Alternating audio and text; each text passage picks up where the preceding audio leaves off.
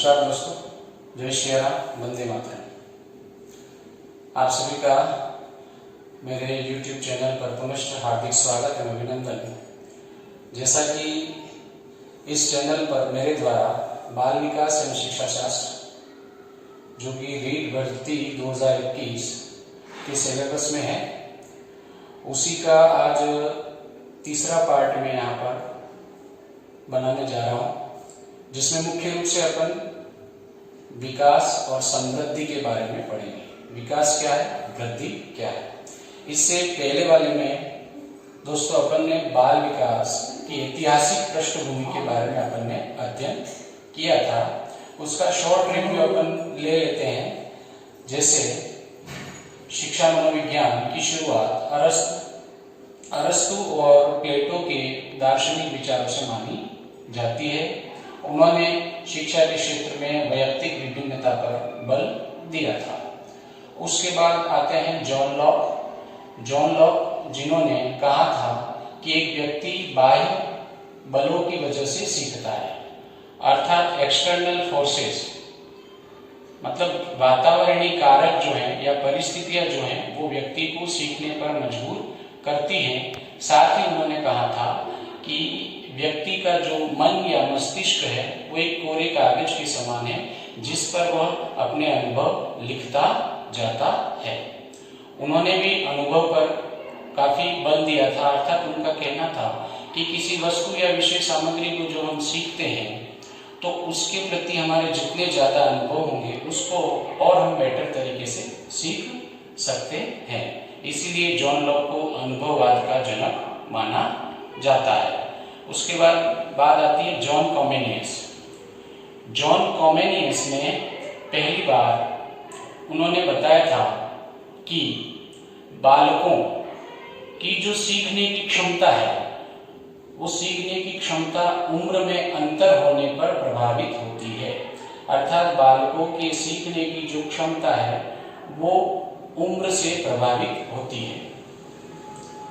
उन्होंने बालकों के लिए, छोटे छोटे बालकों के लिए या उनके अध्ययन के लिए उन्होंने स्कूल ऑफ इन्फेंसी, शिशु घर की स्थापना की थी। साथ ही उन्होंने बताया कि जो छोटे छोटे बालक हैं उनको हम चित्रों के माध्यम से अच्छी तरीके से शिक्षण कार्य करवा सकते हैं, उन्हें हम अध्यापन का कार्य करवा सकते हैं। चित्रों के माध्यम से बालक बहुत ही जल्दी सीख सकता है, क्योंकि चित्रों को देखने पर चित्रों के जो बिंब हैं, चित्रों की प्रतिमाएं बालक के मन मस्तिष्क में स्थायी हो जाती है और उसके साथ ही साथ हमारे द्वारा जो भी सिखाना हो, जो भी विषय वस्तु सिखानी हो, उस विषय वस्तु के जो शब्द हैं, उसके जो वाक्य हैं वो उनके साथ जोड़कर एक संप्रत्यय का निर्माण विकसित करता है। जैसे उदाहरण के तौर पर हमने बच्चे को कुत्ते का चित्र बताया या गाय का चित्र बताया। अब यदि हमें उसे बार बार कुत्ते का या गाय का चित्र दिखाएंगे और उसके साथ कुत्ते का चित्र दिखाते हुए हम कहेंगे कि यह कुत्ता है, यह कुत्ता है, और गाय का चित्र दिखाते हुए हम कहेंगे कि यह गाय है, यह गाय है। तो इस तरीके से कुत्ते की जो इमेज है, कुत्ते का जो चित्र है, उसके साथ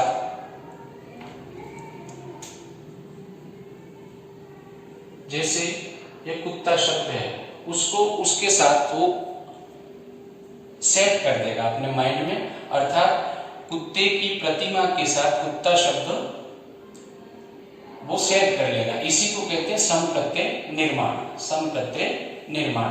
जैसे हमने गाय लिखा और गाय का चित्र उसे बताते जाएंगे, गाय का चित्र, गाय शब्द, गाय का चित्र, गाय शब्द, वो तो गाय और वो चित्र। तो जब भी गाय शब्द का हम उच्चारण करेंगे भविष्य में, ये अनुभव धीरे धीरे इकट्ठे होते जाएंगे। तो जब भी हम भविष्य में गाय शब्द का हम उसके सामने नाम लेंगे या गाय शब्द का उच्चारण करेंगे तो उसके मन मस्तिष्क में एक इमेज बन जाएगी कि एक ऐसी पशु आकृति जिसके 2 सींग हैं, एक पूंछ है, 4 पैर हैं, थन है, इस तरीके से उसके मन मस्तिष्क में उसका निर्माण हो जाएगा। तो इन्होंने चित्रों के माध्यम से बालकों को सिखाने की बात कही और उनके द्वारा 2-3 पुस्तकें लिखी गई जो चित्रों पर आधारित है, चित्रों के द्वारा सीखने पर आधारित थे। नेक्स्ट अपन ने पढ़ा था जे रूसो, जो फ्रांस के थे। तो जे रूसो ने शिक्षा के क्षेत्र में एक सिद्धांत दिया,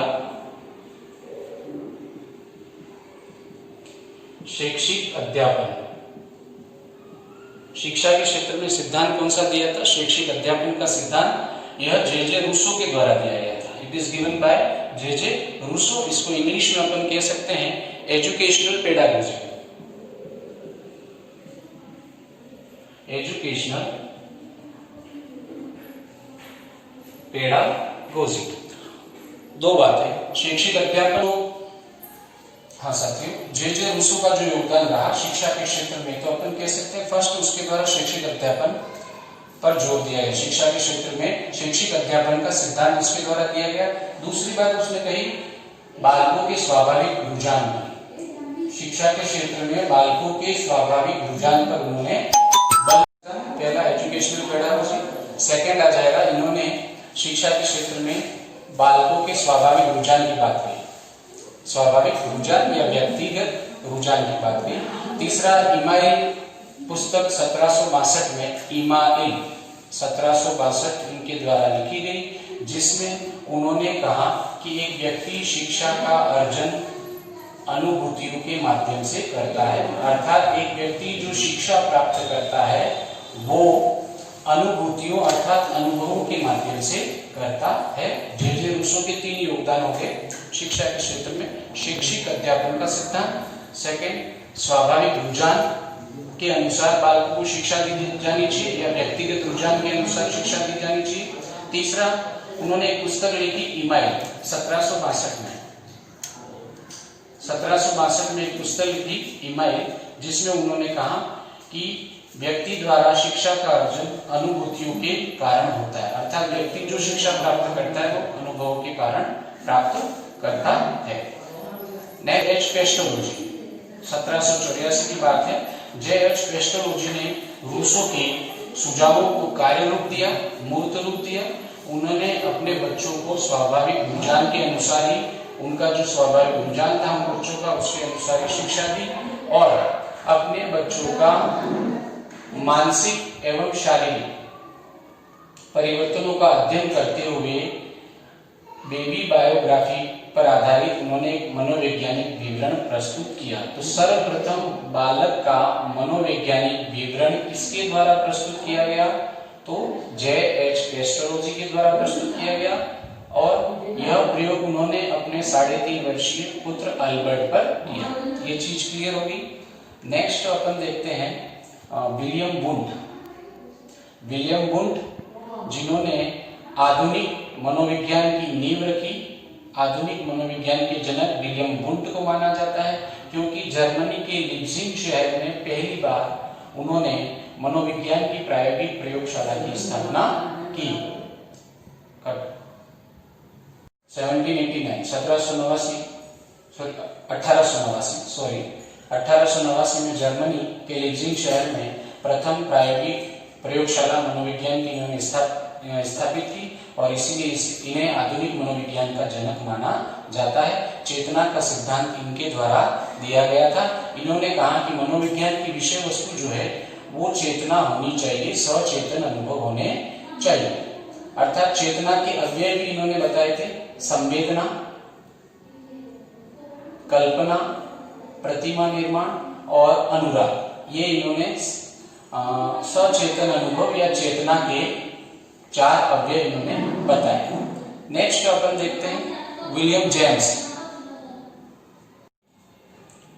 विलियम जेम्स साथियों, विलियम जेम्स भी विलियम वुंड के ही अनुयायी थे।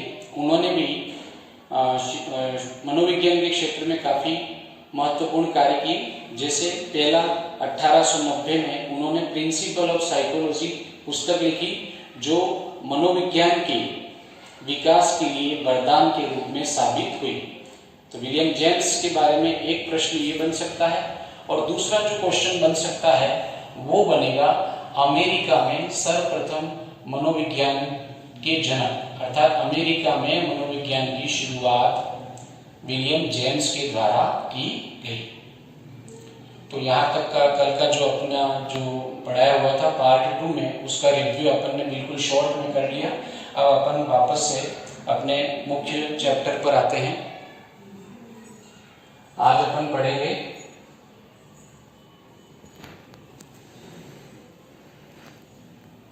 वृद्धि एवं विकास। वृद्धि एवं विकास। वृद्धि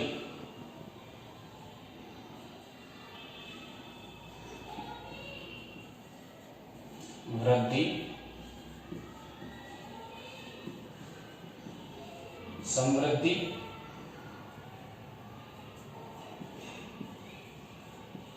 वर्धन। वृद्धि समृद्धि वर्धन, ये तीन इसके सिमिलर वर्ड है। वृद्धि समृद्धि या वर्धन, ये तीन इसके सिमिलर, वृद्धि समृद्धि या वर्धन, तीनों वृद्धि के ही नाम है। या फिर एक और शब्द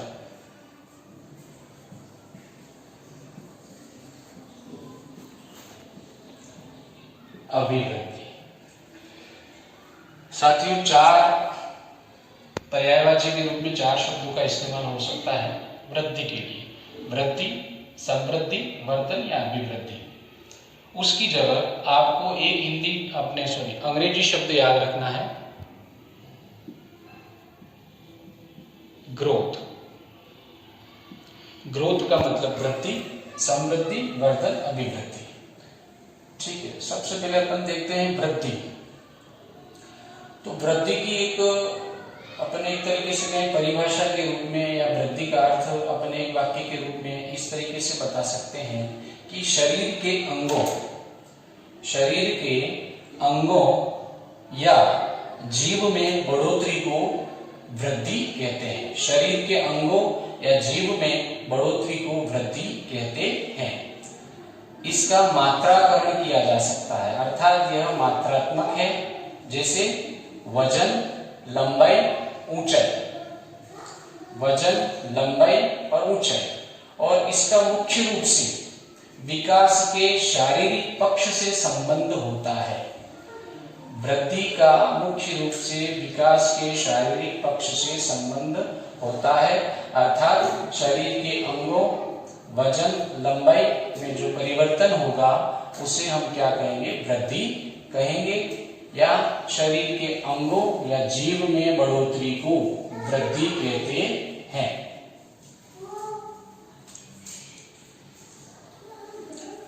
इस डेफिनेशन को मैं यहां पे लिख देता हूं।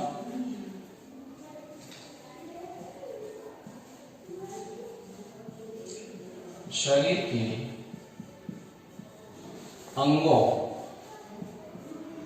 या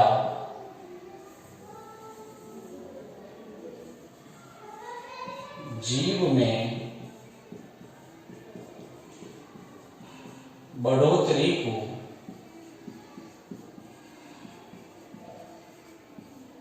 वृद्धि कहते हैं। वृद्धि, समृद्धि, वर्धन या अभिवृद्धि। शरीर के अंगों या जीव में बढ़ोतरी को वृद्धि कहते हैं, पहली बात। दूसरा, वृद्धि का संबंध विकास के किस पक्ष से है? तो वृद्धि का संबंध विकास के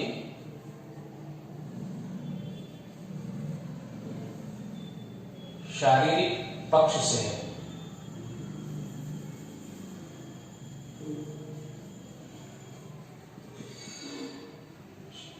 इसकी जगह देह लिख दो, देह या शारीरिक पक्ष। वृद्धि का संबंध विकास के किस पक्ष से है? देह या शारीरिक पक्ष से है। वृद्धि के उदाहरण क्या हो सकते हैं? तो एक बालक की ऊंचाई, लंबाई, वजन या आकार में परिवर्तन।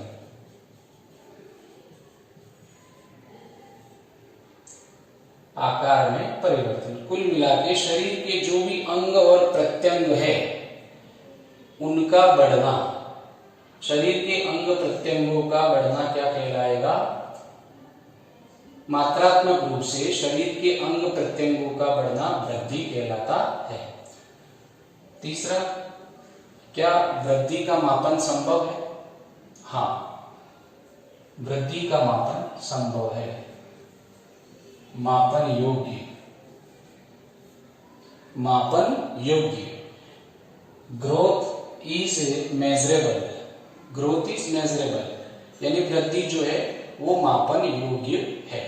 अब मापन योग्य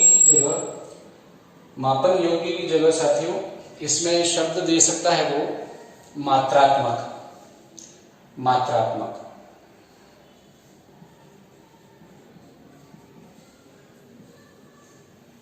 मात्रात्मक। वृद्धि मापन योग्य है या मात्रात्मक है? क्वांटिटेटिव,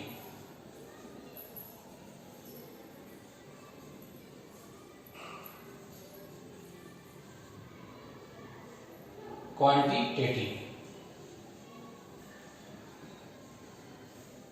क्या अभिवृद्धि में विकास निहित है? क्या अभिवृद्धि में विकास निहित है? ये सोचने वाला प्रश्न है। नहीं, अभिवृद्धि में विकास निहित नहीं है, बल्कि विकास में अभिवृद्धि निहित है। विकास में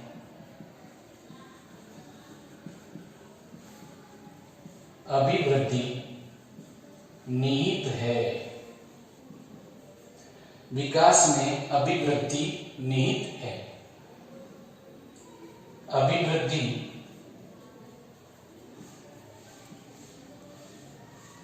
विकास का एक पक्ष है, विकास का एक पक्ष है।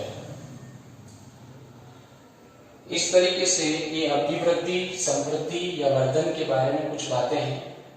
5-6 पॉइंट है जो अपने को ध्यान रखने हैं, जो विकास से अभिवृद्धि को अलग करती है।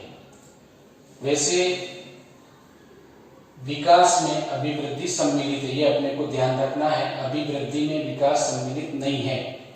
तो शरीर के अंगों या जीव में बढ़ोतरी को वृद्धि कहते हैं।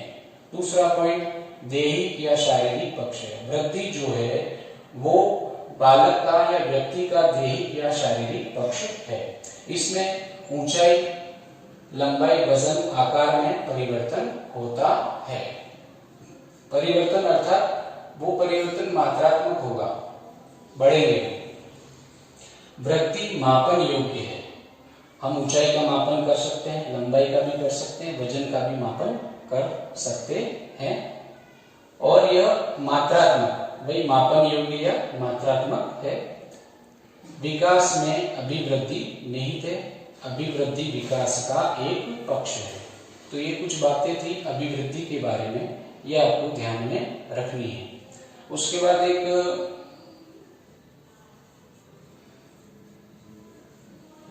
मनोवैज्ञानिक हुए हैं फ्रैंकलिन। फ्रैंकलिन ने कहा है कोशिकीय गुणन में वृद्धि, कोशिकीय गुणन में संख्यात्मक वृद्धि, कोशिकीय गुणन में वृद्धि या संख्यात्मक वृद्धि, ये फ्रैंकलिन ने कहा है। तो ये जो था ये वृद्धि का कॉन्सेप्ट था। इसमें जो भी बातें हैं वो आपको ध्यान रखनी है। यदि आप इसका स्क्रीनशॉट लेना चाहें तो ले सकते हैं।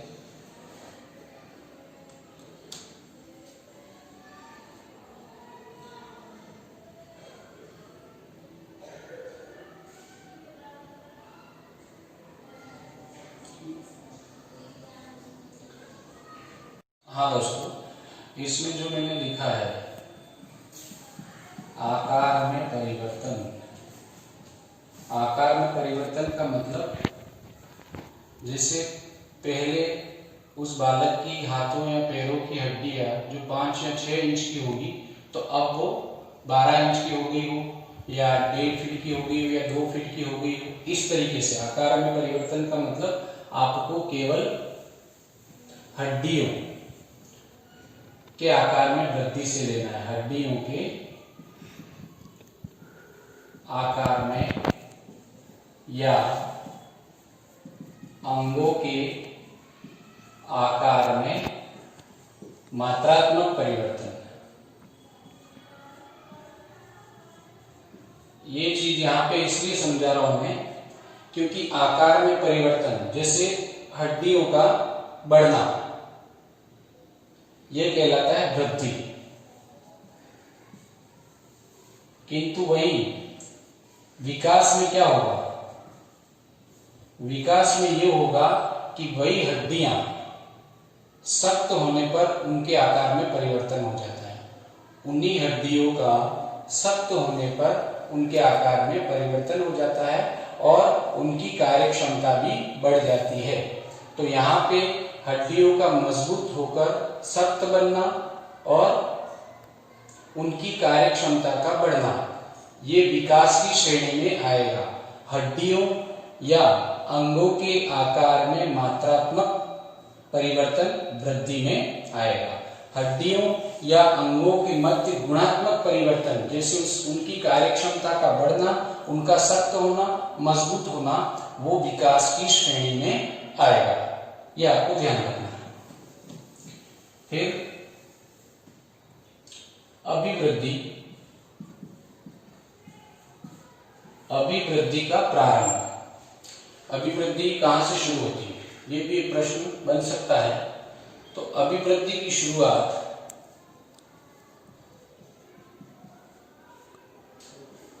बालक के गर्भाधान से, अर्थात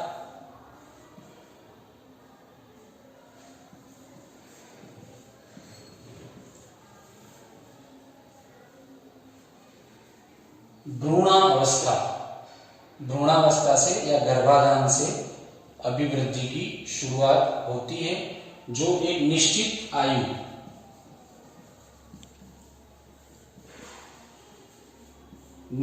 आयु अर्थात परिपक्वावस्था तक बढ़ती है। परिपक्वावस्था तक अभिवृद्धि होती है। ठीक है।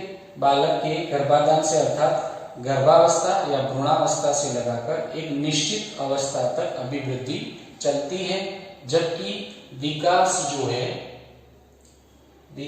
है वो गर्भाधान से लगाकर मृत्यु पर्यंत तक चलता रहता है। तो ये चीज आपको ध्यान रखनी है।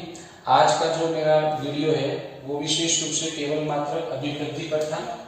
तो अभिवृद्धि की जो मुख्य बातें जो आपको ध्यान में रखनी है, जो परीक्षा की दृष्टि से उपयोगी है, वो आपको मैंने बताई है। और इसके बाद का जो अपना जो पार्ट रहेगा या जो टॉपिक रहेगा वो विकास और वृद्धि एवं विकास में अंतर, इसको अपन पढ़ेंगे। यदि आपको मेरा वीडियो अच्छा लगे तो आप निश्चित रूप से इसको सब्सक्राइब करें और पास में ही बेल आइकन का जो बटन है उसे भी आप दबाएं, ताकि मेरी वीडियोस की जो भी अपडेट्स हैं वो आपको मिलती रहे। जय श्री राम, वंदे मातरम।